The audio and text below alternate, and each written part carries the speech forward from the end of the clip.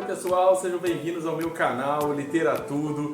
Demorei um pouquinho para criar esse canal, mas agora ele tá vivo e tá aqui para falar um pouquinho sobre livros, um pouquinho sobre escritores, um pouquinho sobre o universo dos leitores e principalmente um pouquinho mais sobre o nosso dia a dia no mundo dos livros. Vem comigo?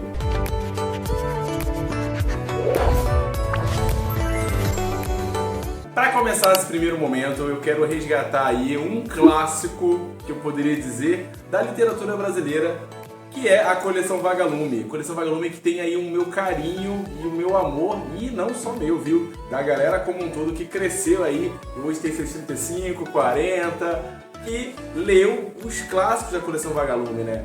Essa coleção fazia com que a gente se encantasse pelo mundo da literatura com histórias de aventura, histórias simples e histórias muito envolventes. E a que me fez começar a ler muito foi essa daqui, ó, Os Barcos de Papel, do José Maviael Monteiro, um autor que tem outros clássicos também por essa coleção, depois eu vou trazer ele se vocês ficarem interessados, mas queria mostrar aqui um pouquinho mais de detalhes esse livro aqui, que é o meu xodó, que é uma grande aventura, vamos dizer assim, uma grande aventura de sessão da tarde, a la Goonies, a la Conta Comigo, e vale muito a pena você conhecer um pouquinho mais da minha opinião e, se você não conhece, um pouquinho mais sobre os barcos de papel. Vamos lá? Quito, Miguel, André e Josué resolvem explorar a caverna que encontram durante um passeio, mas a excursão se transforma em perigo, o grupo se perde. E parece que a caverna esconde mais surpresas do que eles podiam imaginar. Como escapar dessa situação? Acompanhe a história desses jovens aventureiros em Os Barcos de Papel, um livro empolgante de José Maviael Monteiro. Ó, gente, José Maviael Monteiro, ele é um grande escritor, né, dessas histórias da Vagalume, né, que traziam muitas aventuras. O Outro Lado da Ilha é uma outra história dele que tem por aqui pela Vagalume também, e O Ninho dos Gaviões. Esses dois eu não li. Se vocês tiverem lido, falem aqui nos comentários para poder trazer resenha aqui no canal. Mas por que eu quis abrir com essa resenha, né? Porque é um dos livros que eu li quando tinha aí meus 11, 12 anos, que me impulsionou, e não só a mim, uma galera que estudou comigo, a continuar lendo. E Os Barcos de Papel, gente, traz uma aventura muito simples, sabe, de ser lida, como todos os livros da Coleção Vagalume. Ele traz uma aventura, né, como a própria sinopse traz, né, desses três garotos que conhecem o Quito. O Quito é o menino preto do grupo, e esse é um elemento até não tão explorado assim, né. Poderia dizer que se fosse uma história escrita hoje, teria ali uma crítica social um pouco maior. Também que não era o objetivo da trama na época, né? Mas a gente vê ali que o Miguel, o André e o Josué têm famílias super organizadinhas, sabe? Eles são filhos de militares e todos eles têm barcos super... barcos de brinquedo, né? Super bem elaborados, e eles brincam ali em torno de um rio. E o Quito, que engraçado também que na época me trouxe esse nome, né? Quito é a capital do Equador, né? Então, assim, na época a gente estudando, né? Muito conectado com esses conceitos como um todo. Ler isso, ver isso, né?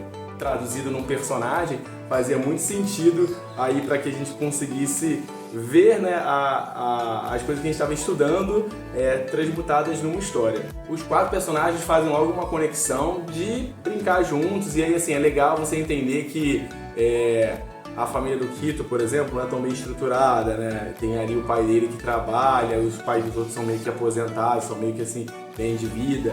E aí eles vão nessa brincadeira, né, com os barcos, e acabam encontrando uma gruta, né, uma caverna, e vão explorar aí essa gruta. E aí, obviamente, né, eles se perdem, e que gera aí todo o arranque aí do livro.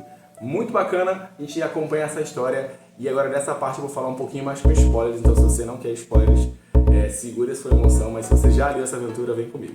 A parte da aventura se dá justamente no ponto em que a gente vê os meninos perdidos na floresta, e já nessa capa aqui eles já encontram, né, muitos morcegos que desnorteiam eles, enfim, que fazem eles entrarem ainda mais no interior da caverna e ficarem por lá perdidos, né?